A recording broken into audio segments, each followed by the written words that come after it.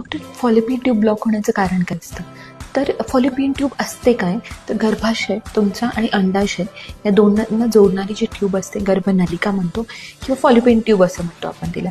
तर ते ब्लॉक कधी होते, जेव्हा तुम्हाला sexually transmitted infections, reproductive tract इन्फेक्शनच्या पुढे जाऊन पेल्विक इन्फ्लेमेटरी डिसीज होतो, इन्फेक्शन होतं ट्यूबचं, त्याच्यामुळे ती ब्लॉक होऊ शकते. ट्यूबल सर्जरी केली आहे तुम्ही किंवा medical management of ectopic pregnancy केलं तेव्हा पण तुम्ही ती ब्लॉक होऊ शकते. तुम्हाला तिसरं म्हणजे जेनायटल टीबीची हिस्ट्री आहे किंवा चौथं म्हणजे तुम्हाला सिव्हिअर एंडोमेट्रिओसिसची हिस्ट्री आहे किंवा प्रॉब्लेम आहे, त्याच्यामुळे पण ती ब्लॉक होऊ शकते. आणि पाचवं म्हणजे तुम्हाला इतर कोणती सर्जरी झाली आहे, सिझेरियन किंवा ओव्हरीच्या जवळपास जी सर्जरी झाली आहे ज्याच्याने तुम्हाला ट्यूबला इंजुरी होऊन किंवा इन्फेक्शन किंवा चिकटलं तिकडे जाऊन त्याच्यामुळे ती ब्लॉक होण्याचे चान्सेस असतात.